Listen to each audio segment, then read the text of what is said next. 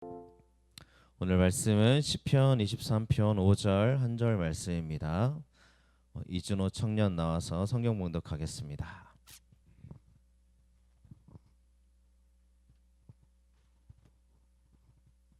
주께서 내 원수의 목전에서 내게 상을 차려주시고 기름을 내 머리에 부으셨으니 내 잔이 넘치나이다.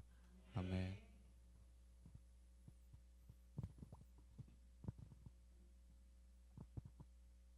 내 잔을 넘치게 하시는 하나님이란 제목으로 함께 은혜 나누겠습니다. 서로 인사하겠습니다. 잘 오셨습니다. 축복합니다. 잘 오셨습니다. 잘 오셨습니다.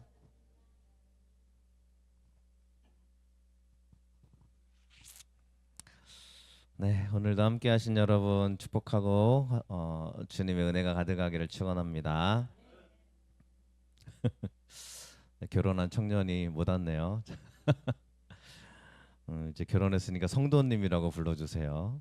네, 오면 이제 성도님이 됐습니다. 이제 저도 자꾸 높임말을 써야 되는데 워낙 또 청년회 때부터 알아가지고 제가 편하게 얘기를 하고 있는데 이제 좀 바꿔야 될 것 같아요. 반주자님도 제가 항상 이름을 불러드리고 있는 누구야 그러고 있는데 이제 그러면 안 될 것 같아요, 그죠? 우리 서로에게 또 힘이 되고 축복이 되는 우리 교회가 되었으면 좋겠습니다. 11월 한 달 말씀 주제가 내 잔을 넘치게 하심이라는 주제입니다. 하나님이 우리 가운데 넘치게 하는 은혜가 있기를 간절히 바라는데요. 하나님이 넘치게 할 때 오늘의 말씀을 가지고 같이 은혜를 좀 나누려고 합니다. 오늘 말씀 시편 23편은 우리가 잘 아는 말씀일 겁니다. 근데 우리가 계속해서 23편을 가지고 1년 동안 주제 삼아 오고 있는데요. 하나님이 오늘 다윗의 고백을 보면 주께서 내 원수의 목전에서 내게 상을 차려주시고 라고 되어져 있어요.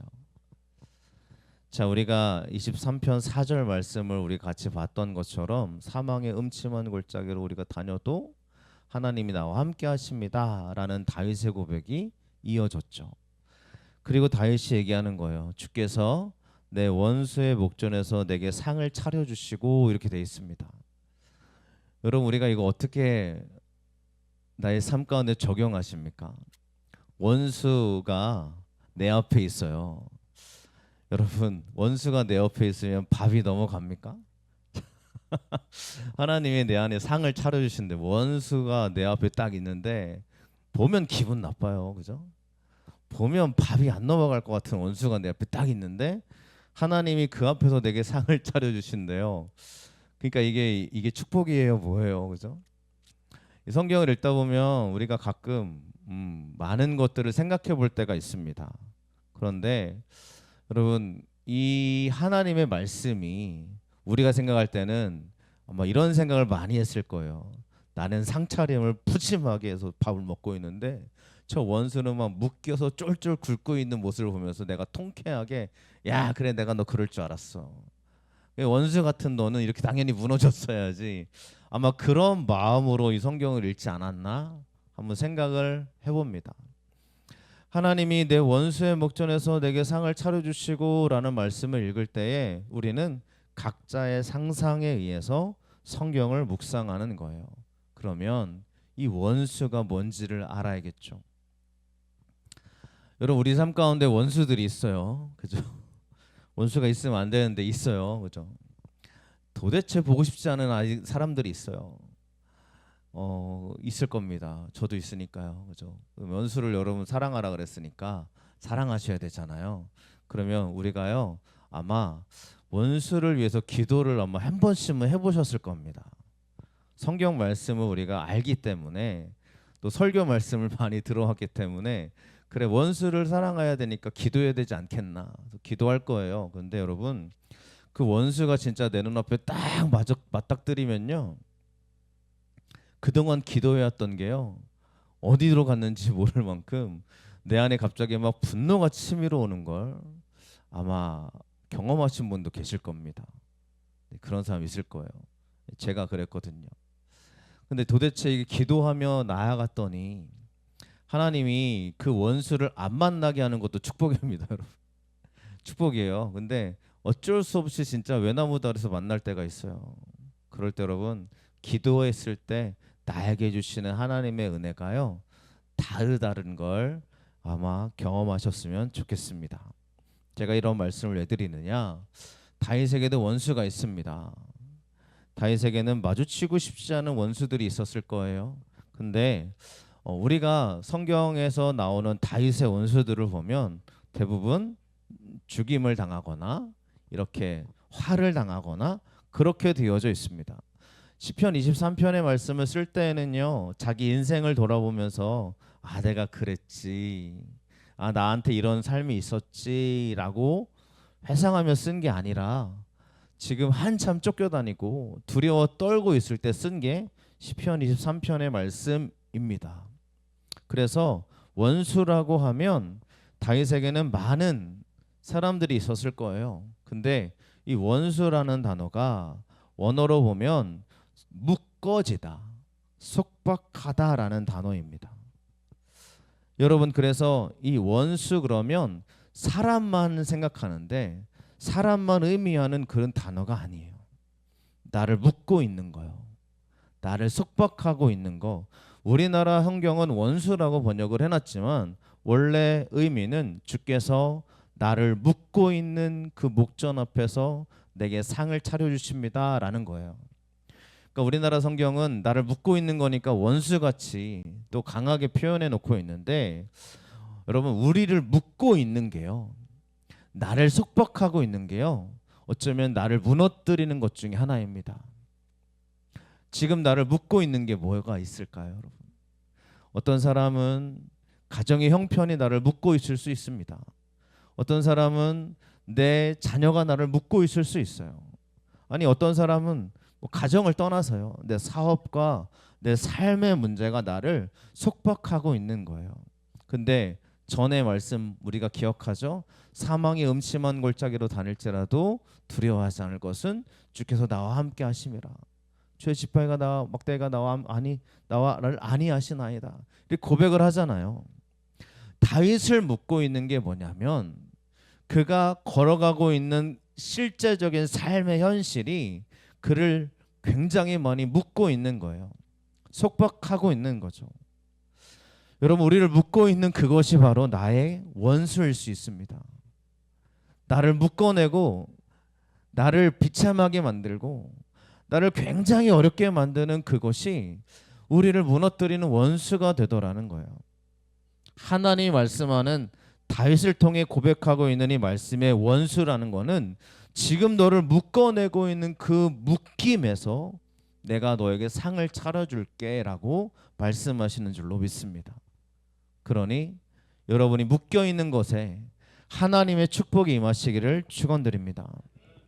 하나님의 은혜가 있기를 간절히 바랍니다. 이 원수의 목전에서 상을 차려주신다고 그랬어요. 여러분 이 원수라는 것은 다윗이 이렇게 표현하는 것 가운데 고백되고 있습니다. 사무엘상 30장 6절 말씀인데요. 같이 한번 읽어보겠습니다. 백성들이 자녀들 때문에 마음이 슬퍼서 다윗을 돌로 치자 하니 다윗이 크게 다급하였으나 그의 하나님 여호와를 힘입고 용기를 얻었더라. 아멘. 이 다급하였으나라는 단어가 원수라는 단어와 똑같은 단어를 쓰고 있습니다. 다윗이 어떤 상황이냐면 다윗이 그 블레셋에 거주할 때예요. 블레셋과 이스라엘이 전투를 합니다. 근데 다윗이 이스라엘과 전투하면 자기 민족을 치는 거잖아요. 그러니까 막 어떻게 해야 될지 마음에 혼란스러움이 있었을 거예요. 그래도 블레셋에 살고 있었기 때문에 전투하러 나가야 돼요. 다윗이 어떤 마음으로 나가는지는 모르겠지만 나갑니다. 나가는데 블레셋 사람들이 그러는 거예요. 아니 쟤네들은 원래 이스라엘 사람들이었잖아. 전투하다가 우리를 배반하면 어떻게, 얘네들 나가지 못하게 합시다. 그래가지고 다윗을 돌려보내요. 집으로 돌아갔더니 어떤 일이 일어나냐면 자기의 모든 재물이 다 탈취당하고 자기 아이들과 아내가 끌려가 있는 상황을 봅니다. 그러니까 사람들이 그러는 거예요. 다윗을 죽이자. 다윗 때문에 우리가 이렇게 됐어. 그때요 다윗의 고백이에요. 백성들이 다윗을 치자, 돌로 치자 그러니까 다윗이 마음이 다급해요. 다 막 마음이 묶여 있는 거예요. 속박돼 있는 거예요. 그때 하나님이 뭐라고 하냐면 그래 하나님 여호와를 힘입고 용기를 얻었더라라는 말씀이 바로 오늘 이 말씀과 굉장히 밀접하게 연관되어져 있는 모습입니다. 다급한 게요, 내 원수가 될 수 있어요. 다급해가지고 이게 나를 묶여낼 수 있어요. 여러분, 우리 다급할 때가 언제입니까? 이게 빨리 해결돼야 되는데 해결이 안 돼요. 우리 지난주 금요일에 우리 전사님 모시고 같이 금요 기도했는데 전사님 설교가 많이 공감이 됐죠. 우리는 막 빨리빨리 하나님이 해결되길 원하시는데 하나님이 빨리 해결을 안 해주시는 거예요. 다급한 거죠. 그때 하나님으로 말미암아 용기를 얻는 것이 바로 우리에게 축복이 은혜가 되는 줄로 믿습니다. 어쩌면 시편 23편 5절 말씀과 굉장히 밀접하게 연관성이 있더라는 거죠. 다급한 것에서 벗어나기를 축복합니다. 다급한 것에 묶여 계시지 않기를 바랍니다. 여러분, 내가 뭔가 다급하잖아요. 그러면 하나님으로 힘있고 용기를 얻으셔야 됩니다. 그래서 기도하는 거죠. 21일 기도회 이제 2주 남았어요. 여러분, 또 11월 첫째 주 둘째 주 우리가 저녁 기도를 하게 될 겁니다. 기도하는 이 시간, 또 우리가 예배하는 오늘, 여러분에는 다급한 것들을 치워버리시고, 아니 하나님 앞에 가져가 버리시기를 기도하시고, 하나님의 은혜가 넘쳐나는 축복이 넘쳐나길 간절히 축복을 드립니다. 이게 원수라는 거예요. 다급한 거요. 어쩌면 저희 교회도 개척하고 이제 3년째 됐으니까 제 마음에 다급함이 있을 수 있습니다. 있어요. 모든 사람은 다 다급함이 있어요.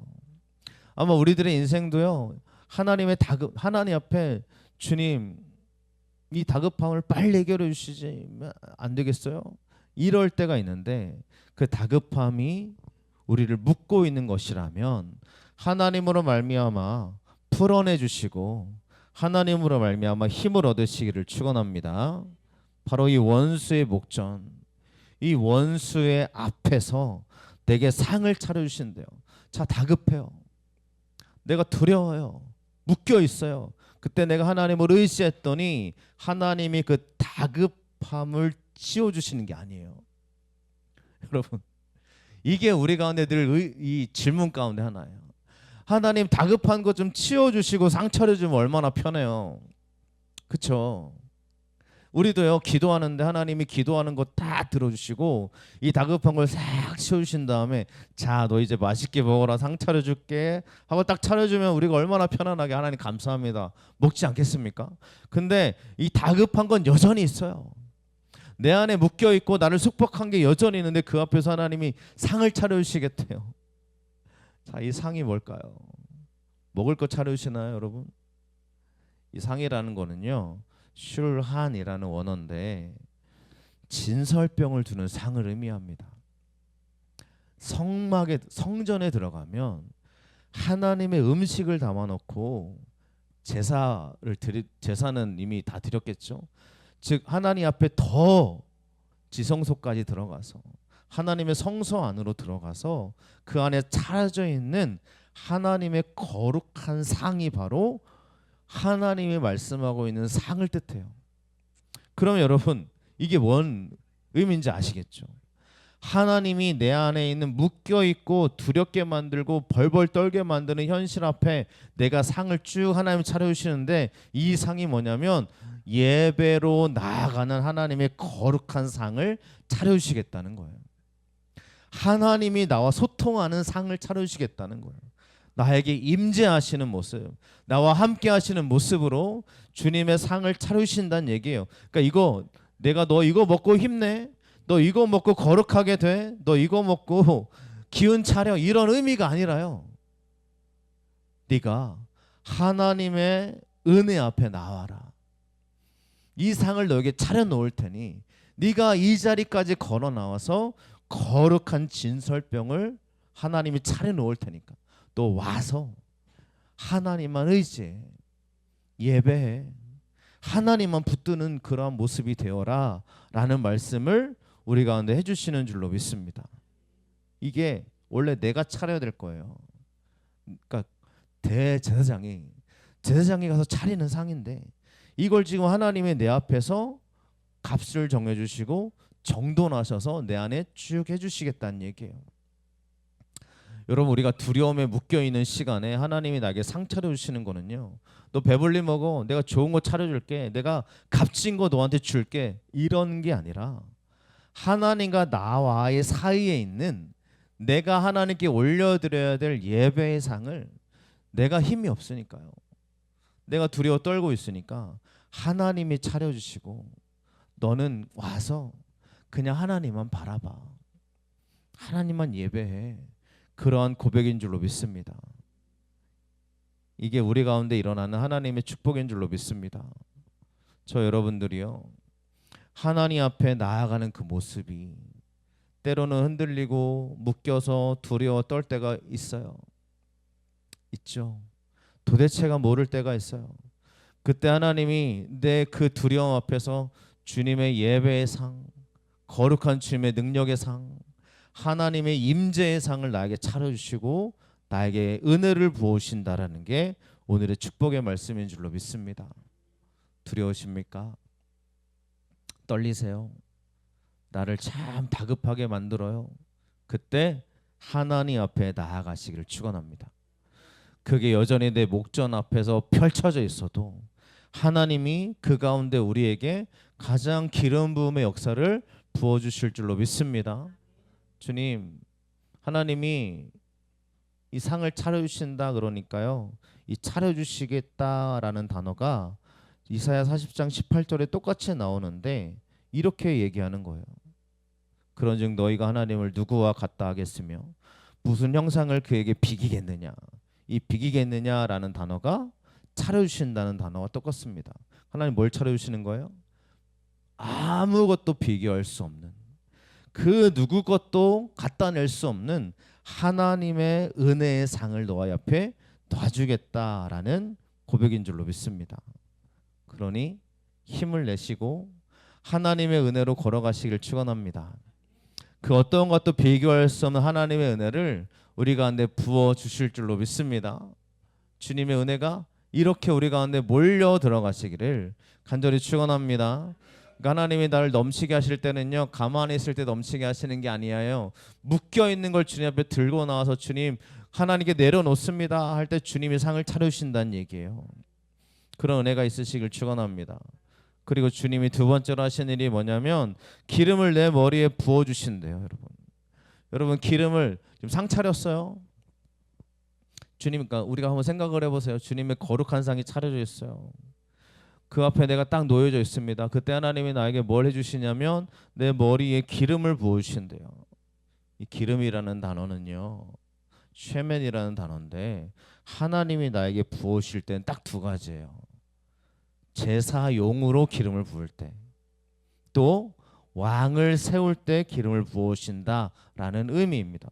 그럼 하나님이 내 머리에 기름을 부어주셨으니 라는 얘기는 내가 너를 거룩하게 할게. 너는 이제부터 하나님의 자녀야. 너는 거룩한 왕의 자손이야. 이런 의미로 나에게 기름을 부어주신다라는 게 오늘의 말씀이라는 거죠. 그리고 하나님이 나를 거룩하게 하신다는 것은 그냥 야, 너 아무것도 아닌데 내가 너를 그냥 회복시켜 줄게, 이런 의미가 아니라 너는 진짜 내 거룩한 나의 자녀야. 네가 지금 묶여있고 속박되어 있는 모습이 있어도 너는 하나님이 거룩하게 구별해놓은 사람이야. 너는 특별한 사람이야. 너는 하나님의 사람이야 라고 하나님이 기름을 부으신다는 거예요. 우리에게 11월 한 달이요, 하나님의 거룩한 기름 부어주시는 축복이 넘치시기를 축원합니다. 우리는요, 살아가다 보면요, 자존감이 바닥에 떨어질 때가 수도 없이 있습니다. 나 같은 게 뭘 할 수 있지? 그럴 때 하나님 앞에 내가 묶여있고 속박된 거 가지고요, 주님, 다윗이 그랬을 거예요. 주님, 내가 열심히 살았는데요, 내 아들이 나를 반역해서 나를 죽이려고 그래요. 그가 나를 쫓아와요. 다른 사람도 아닌 아들이 자기를 죽이려고 하는 거죠. 그럴 때 그 다윗의 마음이 가장 많이 무너졌을 거예요. 묶여 있었을 거예요. 그때 다윗이 고백하는 거죠. 내가 이렇게 주님 앞에 달려 나왔을 때 주님이 나에게 거룩한 기름을 부어주셔서 우리의 신분을 회복시켜 주시고 우리의 믿음을 다시 한번 세워주실 줄로 믿습니다. 그러니 이 기름이 내 머리에 부어져야 되는 이유가 있는 거예요. 왜요? 우리 머리에 부어졌을 때 이제부터 내 생각이 아니라 하나님의 마음과 생각으로 나아가는 은혜가 있으시길 간절히 축원을 드립니다. 이게 기름 부음이죠. 기름을 하나님이 손에 붓지 않았어요. 하나님이 발에 붓지 않았어요. 하나님이 우리의 몸통에 붓는 게 아니에요. 하나님이 가장 중요하게 붓는 곳이 어디냐면 우리의 머리에 하나님의 은혜를 부어주신 줄로 믿습니다. 여러분, 왜 우리의 머리가 왜 바뀌어야 돼요? 우리의 생각이 바뀌어야 돼요. 우리의 믿음의 고백이 바뀌어야 될 줄로 믿습니다. 여러분, 손에 부으면 거룩해지는 게 아니에요. 머리부터 완전히 하나님의 기름이 나를 적시고 나를 충만하게 부어오실 때 우리의 삶의 은혜가 넘치게 될 줄로 믿습니다. 그럼 어떻게 해야 돼요, 여러분? 모든 사람이 다 은혜 받기 원해요. 모든 사람이 하나님의 기름 부음 받기 원해요. 그러면 주님께로 오셔야 됩니다. 말로만 하지 마시고요. 저 말로만, 그렇죠. 저도 굉장히 오랫동안 신앙생활을 했던 사람이고 우리 아버지가 목사님이니까 수도 없이 많은 사람들을 봤잖아요. 여러분들도 그렇잖아요. 말로만 하는 사람들은 있어요. 말로는 너무너무 잘해요. 말로는요, 하나님을 사랑하시지 않습니까? 하나님이 나를 정말 축복해 주십니다. 하나님께 기도해야죠. 하나님께 예배해야죠. 말로 잘해요. 근데 여러분, 말로 잘하는 것과 실제로 하는 건 너무 달라요. 우리가 기도를 왜 합니까? 21일 기도를 왜 해요? 우리가 말로는 기도해야 되는 걸 너무 잘 알아요. 기도해야죠. 맞죠? 기도해야죠. 기도하지 않아야 된다고 누가 생각하겠어요? 기도해야 되는 거 다 알아요. 기도하러 안 나와요. 우리가, 여러분, 기도하는 자리가 왜 중요하고 왜 그 자리가 소중하냐? 오늘 말씀이 우리 가운데 계속 알려주잖아요. 그렇죠? 내 원수의 목전에서 내게 기름을 상을 차려주시고 주님 앞에 달려 나갈 때 주님이 우리 가운데 이러한 상차림의 축복, 거룩하게 하신 은혜가 있을 줄로 믿습니다. 그런 은혜가 넘치시기를 간절히 축원합니다. 이렇게 하나님이 내 잔을 넘치게 하신다는 게 오늘의 말씀이에요. 자, 그러면 우리가 세 가지를 보고 있어요. 주님께 가야죠. 갔더니 주님이 기름을 부어 주셨어요. 근데 지금 다윗이 무슨 얘기하는 거예요? 내 잔이 넘치나이다. 여러분, 내 잔이 필요합니까? 이 성경 말씀을 보면 우리가 알고 왔던, 내가 그냥 기본적으로 알고 있는 상식은요, 내가 가면 되죠. 내가 하나님께 가면 주님이 나를 받아주시는 게 맞아요. 당연해요. 근데 성경을 읽어보실 때마다 내가 한 번씩 의문점이 드는 게 있어요. 왜 잔을 왜 들고 가야 되는 거예요? 그러니까 내 잔이 넘치나이다 그러면, 아, 그렇구나, 우리 이 잔이 넘치나이다 그러니까 그냥 다윗이 하나님 앞에 그냥 믿음의 고백을 하고 있구나. 아, 나에게 풍성함이 있습니다. 나에게 은혜가 있습니다. 라고 이야기하겠지만 여러분, 실제로 이 잔은요, 자신의 들고 있는 컵을 의미하고 있고요, 내 운명이라고 표현되어 있기도 합니다. 다윗의 시편을 보면 다윗이 이런 고백을 드려요. 같이 116편 13절 말씀 같이 읽어보겠습니다. 내가 구원의 잔을 들고 여호와의 이름을 부르며, 아멘. 다윗이 하나님께 들어갈 때는요, 털레털레 들어가지 않았어요. 아무것도 안 갖고 가도 되지 뭐. 이게 우리들의 마음이거든요. 현대 그리스도인들의 마음은요, 그냥 하나님께 가기만 하면 되지. 맞아요. 틀린 거 아니에요. 근데 성경을 보면 축복의 사람들은요, 하나님 앞에 들고 들어가는 것들이 있어요. 하나님께 갖고 가는 것들이 있어요. 그냥 가지 않아요. 구약 성경이 이미 끝났다고 하시지만 여러분, 예수 그리스도가 우리를 구원자로 서 계셔서 그분이 나의 모든 죄를 사하시고 그분이 나의 모든 걸 회복해 주셨다면 여러분, 주님 앞에 나올 때 우리가 그냥 나올 수 있겠어요?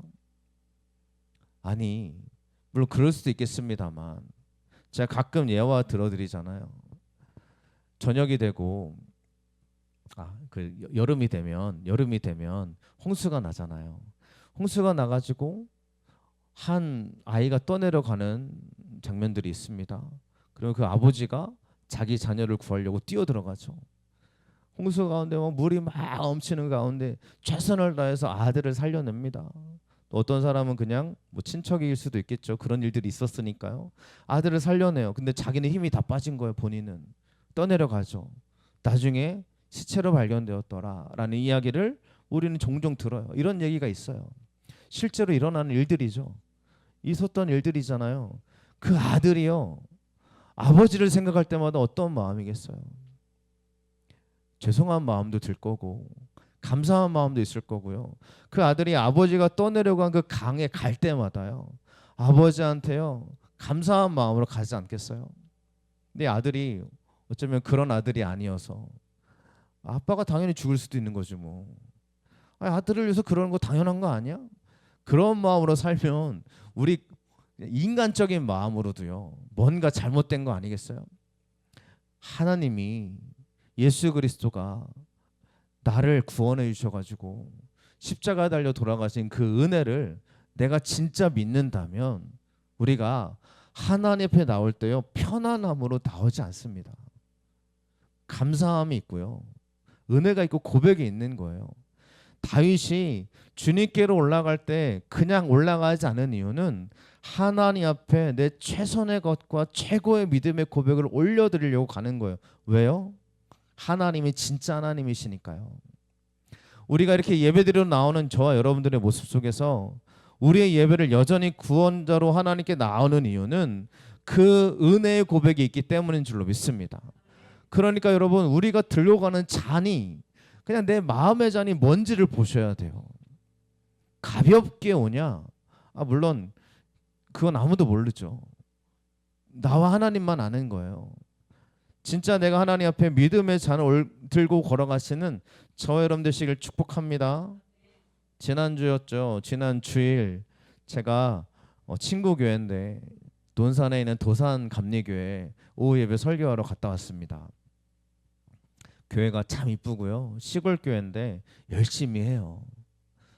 정말 열심히 많이 하더라고요. 그래서 헌신 예배를 드리시는데 그때 제가 설교하러 간 거예요. 그래서 사회 보시는 분이 서 계시는데, 사회 보시는 분이 막 한복 입고 밑에 강단 서 계시는데 한복 입고 나오셔서 예배를 인도하시는 거예요. 그 모습을 보면서 우리 권사님, 같이 가신 권사님이 야 오랜만이다. 헌신 예배하는데 한복 입고 나오시는 분 오랜만이다. 여러분, 이분이 왜 한복 입고 나왔겠어요? 이게 하나님 앞에 들고 가는 잔이에요. 하나님 앞에 드리고 싶은 나의 모습인 거예요. 그렇게 가는 거예요. 누가 보여주려고, 물론 사람들에게 보여주려는 마음도 뭐 몇 번이라도 있겠지만 하나님 앞에서 진실된 고백으로 나아가는 모습을 보게 되더라는 거죠. 그리고 저쪽에 보면 드럼이 있어요. 드럼을 어떤 할머님이 치고 계시더라고요. 할머니 권사님, 깜짝 놀랐어요. 여러분, 할머니 권사님들이 거기 가서 치고 드럼 치는 모습이 제가 깜짝 놀란 이유는 처음 봤기 때문입니다. 제가 지금까지 처음 봤어요. 말로만 들어왔는데, 그래서 이분이 69세 때 어떤 마음이 쏙 들어왔대요. 드럼이 있는데 드럼 칠 사람이 없으니까 내가 쳐야겠다 하셨대요.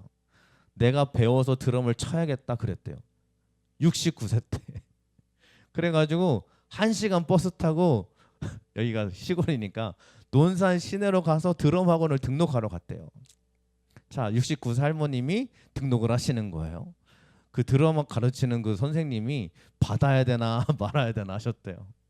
이분을 받으면 자기가 더 고생할 것 같고 막, 그래서 고민했대요. 근데 이 권사님 할머니 권사님이 나는 이거 꼭 배워야 된다고. 그래가지고 1시간 거리를 갔다가 또 1시간 거리를 버스 타고 오시는 거예요. 드럼 배우시려고. 그렇게 드럼을 배우러 왔다 갔다 몇 개월을 하신 거예요. 그 모습을 목사님이 보는 거예요. 담임 목사님이. 이게요, 여러분, 저 같으면 그래서 목사님도 동일한 마음이셨을 텐데 하지 마시라고요. 하지 마세요. 그냥 집에 가만히 계세요. 위험해요. 저희 어머니가 버스 타고 다니는 것도 저도 굉장히 위험하게 보는데, 여러분, 할머니들이 버스 타고 다니시면 넘어지기만 해도 큰 사고잖아요. 그런 마음이었을 것 같아요. 근데 이 할머니 권사님이, 그분이 들고 있는 잔은 내가 하나님께 쓰임 받았으면 좋겠다. 나 드럼 쳐야겠다. 결심하고 움직이시는 거예요. 그 실제로 잘 배우셔가지고 드럼을 잘 치세요. 잘 치더라고요. 물론 막 프로급으로 치시는 건 아닌데 틀리기도 해요. 제가 또 드러머였기 때문에 제가 잘 알죠. 박자관념은 제가 너무너무 잘하는데 제가 깜짝 놀란 게 뭐냐면 그 나이에 그 이 드럼의 모습과 스냅이 또 자연스럽더라고요. 그렇게 치시는 분들의 모습을 보면서 참 감사하고 대단하다. 깜짝 놀랐어요. 여러분 79세 75세시더라고요. 75세가 되셨는데 치고 계셨어요. 여러분 우리 젊습니다. 여러분 하나님께 믿음의 잔을 들고 가시기를 축원합니다. 우리 20일을 저녁 기도 끝나면 이제 전자드럼을 사놓을 겁니다. 네, 우리 아이들부터 가르치게 할 테지만 여러분, 네, 누군가는 우리가 헌신하는 자리에 내 믿음의 잔을 들고 걸어가셨으면 좋겠습니다. 자, 이 사진을 보여드리는 이유는 이런 말씀을 드리는 이유는요, 우리가요 뭔가 항상 하나님께 올라갈 때 거부감이 뭐냐면 안 되지. 지금 나는 할 수 없지. 지금의 내 형편은 안 되지. 지금의 내 나이는 안 되지. 지금의 내 현실과 모습은 하나님께 나아갈 수 있는 게 없지. 라는 생각을 갖고 있는데 그런 게 아니라 주님 앞에 나아가는 저 여러분들은 믿음의 잔을 들고 걸어가시기를 간절히 축원을 드립니다. 우리가 믿음의 잔을 들고 가야 돼요. 하나님의 이름을 부르는 거죠. 하나님의 뜻을 구하는 겁니다. 그래서 예수님도 우리 가운데 이렇게 말씀을 전해주셨잖아요. 주여 할만하시거든 이 잔을 내게도 지나가게 하옵소서. 그러나 나의 원대로 마옵시고 아버지의 원대로 하옵소서라고 말씀하셨어요. 예수님의 잔은 하나님의 뜻이 이루어지길 원합니다라는 고백이 담겨있는 믿음, 그러한 모습으로 나아가셨어요. 예수님은 이런 고백하실 필요가 없는 분이죠. 하나님의 아들이시니까, 본인이 하나님이시니까. 근데 왜 이런 고백을 우리 가운데 남겨놓으셨을까요? 이렇게 기도하라는 거예요. 하나님 앞에 우리 기도할 때 주님 맞습니다. 지금 내가 갖고 있는 이 잔이 내가 두렵고 떨리지만 이 잔이 하나님의 원대로 되기를 원합니다. 여러분 우리가 주님 앞에 믿음의 걸음을 걸어가시길 축원합니다. 그래서요 우리의 믿음의 고백이 얼마나 중요한지 몰라요. 민수기 14장 28절 말씀 너무 잘 아는데 같이 읽어보겠습니다. 그들에게 이르기를 여호와의 말씀에 내 삶을 두고 맹세하노라. 너희 말이 내 귀에 들린 대로 내가 너희에게 행하리니. 아멘. 우리가 믿음의 잔을 들고 갈 때요 믿음의 고백을 합시다. 이 잔을 들고 갈 때 하나님께 믿음의 선포를 합시다. 우리가요 이 잔을 들고 가는데 하나님께 기도하기를 주님 안 되죠? 못 하시죠? 안 될걸요? 우리 이스라엘 백성들이 맨날 그랬잖아요. 우리 저 땅에 못 들어가요. 그 땅에 가보니까 거인들만 있어요. 우리는 메뚜기예요. 우리는 그들의 손에 다 죽게 될 거예요. 안 돼요. 그랬더니 여호수아와 갈렙은 선포하는 거예요. 아니에요. 하나님이 기뻐하시면 그 땅에 들어갈 수 있습니다. 하나님이 함께 하시면 그 땅을 우리 가운데 주실 거예요. 그들은 우리의 밥이에요. 그들은 우리의 먹이에요. 뭐 이렇게 선포한단 말이죠. 저 여러분들에게 보이는 현실에 우리의 믿음의 잔을 들고 올라가실 때 믿음의 선포가 있으시길 축원합니다. 하나님이 나에게 주신 그 믿음의 잔은 귀한 축복의 잔이 될 줄로 믿습니다. 그러니까 교회 오실 때마다 하나님께 내 믿음의 잔을 올려드리시기를 축원합니다. 제가 말하는 건 뭔가를 말하는 게 아니에요. 물질을 얘기하는 게 아니에요. 여러분에는 진실된 믿음의 잔을 들고 나아가시기를 축원합니다. 그 은혜가 넘치시기를 축복합니다. 우리 찬양하시고 잠깐 기도하겠습니다.